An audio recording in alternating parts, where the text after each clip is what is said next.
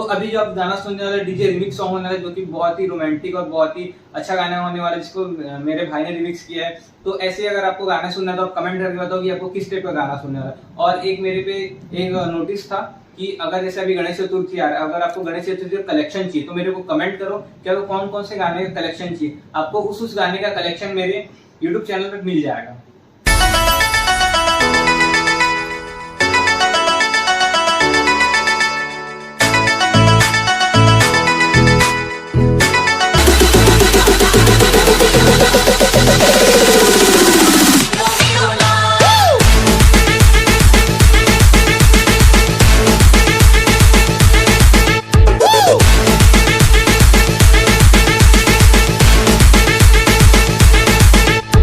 DJ विकास।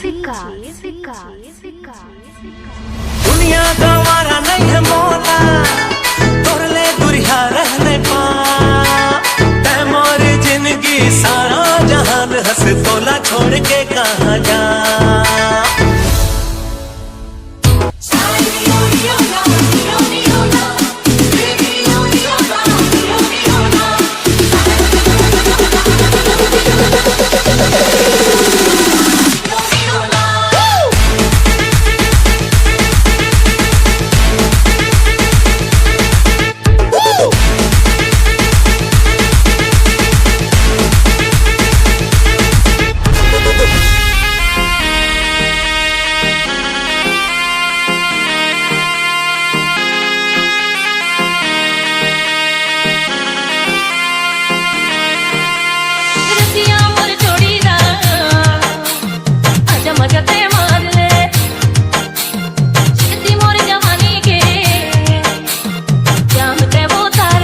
C2M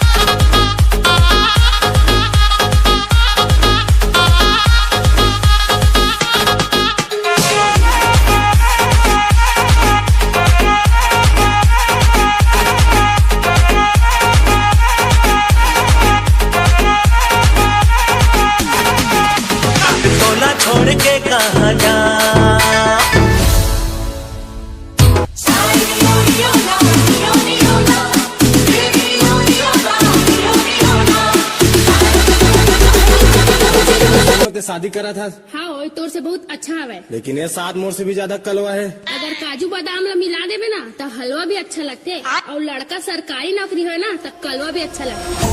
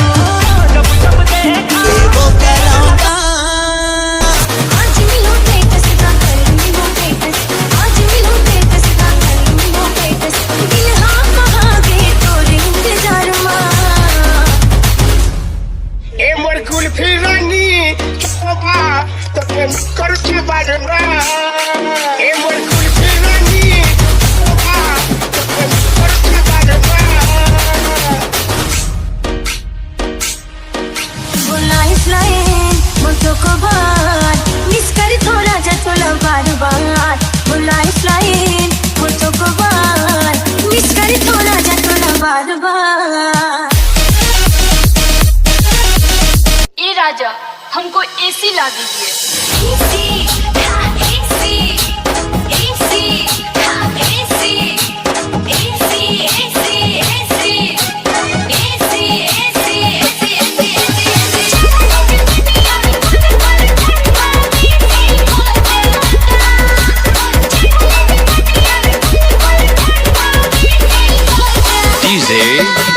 Sandeep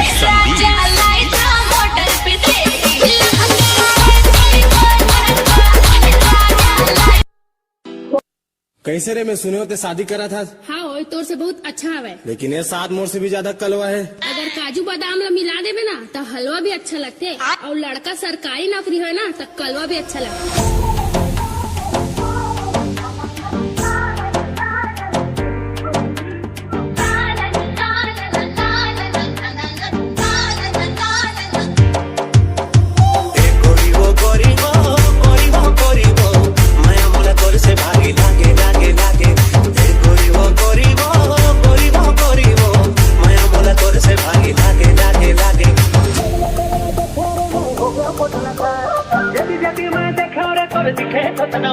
तोर दिखे तो तना बस